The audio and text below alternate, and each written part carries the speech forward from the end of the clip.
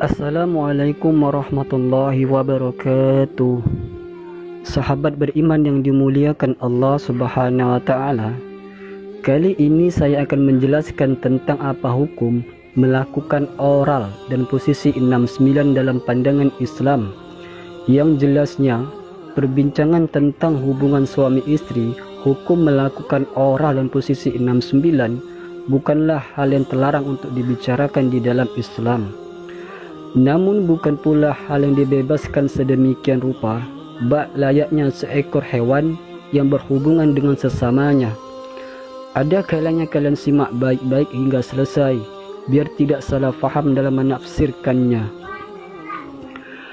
Hubungan suami istri yang baik dan benar, yang tidak melanggar syariat, selain merupakan puncak keharmonisan suami istri serta penguat perasaan cinta dan kasih sayang di antara mereka berdua, maka ia juga termasuk suatu ibadah di sisi Allah Subhanahu wa taala. Yang sebagaimana sabda Rasulullah sallallahu alaihi wasallam, dan bersetubuh dengan istri juga sedekah. Mereka bertanya, "Wahai Rasulullah, apakah jika di antara kami menyalurkan hasrat biologisnya atau bersetubuh juga mendapat pahala?" Beliau menjawab, "Bukankah jika ia menyalurkan padanya yang haram itu berdosa? Maka demikian pula apabila ia menyalurkan pada yang halal, maka ia juga akan mendapatkan pahala." Hadis riwayat Muslim. Islam memandang hubungan suami istri sebagai suatu yang moderat, sebagaimana karakteristik dari Islam itu sendiri. Ia tidaklah dilepas begitu saja sehingga manusia bisa berbuat sebebas-bebasnya, dan juga tidak diperketat sedemikian rupa sehingga menjadi suatu pekerjaan yang membosankan. Pertanyaan tentang jima dengan cara oral selalu menjadi primadona selama ini. Tahukah Anda bahwa dalam Islam, sebelum melakukan hubungan suami istri, kita dianjurkan untuk melakukan pemanasan atau mula'abah atau permainan pendahuluan. Dianjurkan agar hubungan suami istri yang dilakukan tidak menyerupai hubungan suami istri yang dilakukan oleh binatang yang tanpa pemanasan, sehingga diharapkan tidak ada pihak yang tersakiti, dan sangat diharapkan kedua belah pihak untuk bisa menikmatinya.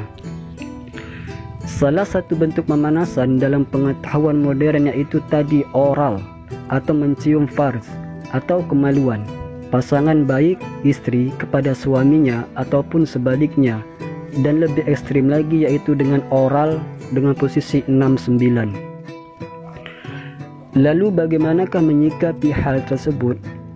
Para ulama berbeda pendapat dalam menyikapi masalah tersebut atau oral. Ada yang membolehkan, namun ada yang memakruhkan dan condong untuk melarangnya. Sahabat rahimakumullah yang dimuliakan Allah Subhanahu wa taala, yang pertama dibolehkan dengan syarat. Dibolehkannya karena ada dasarnya segala sesuatu itu boleh atau mubah kecuali ada dalil yang melarangnya. Dan memang hal ini tidak bisa dihukumi sebagai perbuatan yang haram karena tidak ada dalilnya yang eksplisit yang mengharamkan.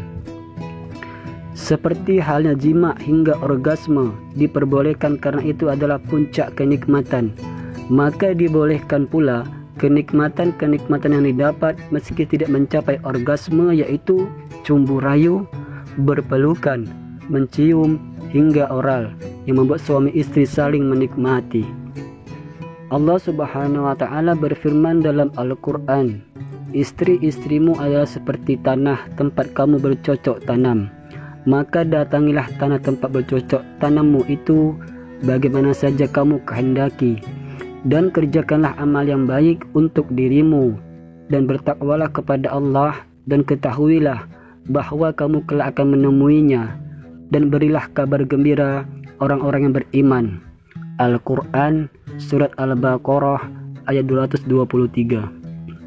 Namun apabila orang telah terbukti membawa dampak bahaya bagi pasangan, seperti contoh orang yang mengakibatkan pasangan sakit atau tertimpa bahaya, mungkin karena kotor karena adanya najis atau adanya cairan berbau keluar dari farj, maka hal tersebut masuk pada kategori larangan dan tidak boleh dilakukan. Yang kedua, makruh dan condong pada larangan. Yang berpendapat tentang larangan oral dan termasuk di dalam kategori tersebut adalah posisi 69.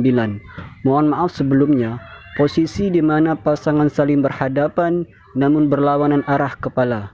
Karena hal tersebut menyalahi kodrat dan fitrah manusia sebagai hamba yang diberi akal pikiran yang lebih tinggi derajatnya daripada binatang. Sebab manusia diberi lisan untuk membaca Al-Quran dan bertutur kata yang baik, maka tidak tepat jika digunakan untuk mencium sesuatu yang bisa mengeluarkan najis, kencing, haid, mazi. Tentu kita tidak akan pernah menemukan sepasang hewan yang melakukan hal tersebut. Namun ternyata manusia banyak yang melakukan, bahkan gemar menjadi cara populer di kalangan masyarakat saat ini. Hal tersebut bisa terjadi karena pengaruh kehidupan masyarakat barat. Masyarakat barat adalah masyarakat liberal, serba bebas. Tujuan akhir yang mereka cari hanyalah kepuasan. Dalam hal ini orgasme. Tujuan akhir yang mereka cari hanyalah kepuasan dalam hal orgasme. Jika pemanasan dalam Islam adalah agar farz istri siap dimasuki farz suami, maka barat tidak mengharuskan jalan ini. Jika dengan dimasukkan dubur wanita atau pria atau mulut wanita atau bisa tercapai kepuasan, maka hal itu akan dilakukan. Itulah sebabnya kenapa posisi 69 menjadi pilihan masyarakat barat, khususnya kaum gay dan lesbian. Jika dalam kehidupan sehari-hari saja kita dilarang untuk bersikap tasyabuh, ikut-ikutan, maka apalagi dalam masalah jima yang mana di dalamnya Islam menjunjung tinggi fitrah manusia yang diberi akal pikiran. Tentu sangat dilarang pula untuk bertasyabuh dengan mereka. Wallahu a'lam. Kesimpulannya, cara berhubungan suami istri dengan oral dan juga termasuk di dalam posisi 69 pada hakikatnya adalah boleh. Namun meskipun hal itu mubah, tetapi lebih afdal dan lebih baik lagi ditinggalkan. Yang pada dasarnya sepasang suami istri boleh bersenang-senang dengan saling menikmati seluruh badan antara satu sama lainnya, kecuali jika ada dalil yang melarangnya. Akan tetapi, perbuatan tersebut tidak disukai atau makruh karena masih ada cara lain yang lebih baik dalam menyenangkannya. Di lain sisi, jika hubungan suami istri dilakukan dengan oral membawa dampak bahaya bagi pasangan, maka sudah seharusnya dijauhi karena mengingat Rasulullah SAW pernah bersabda, tidak boleh memulai memberi dampak buruk atau mudarat pada orang lain. Begitu pula pembalasannya. Hadis riwayat Ibnu Majah. Saudaraku yang dimuliakan Allah Subhanahu wa taala, semoga apa yang saya sampaikan bermanfaat. Jika ada kata-kata yang salah, mohonlah dimaafkan. Singkat cerita, wassalamualaikum warahmatullahi wabarakatuh.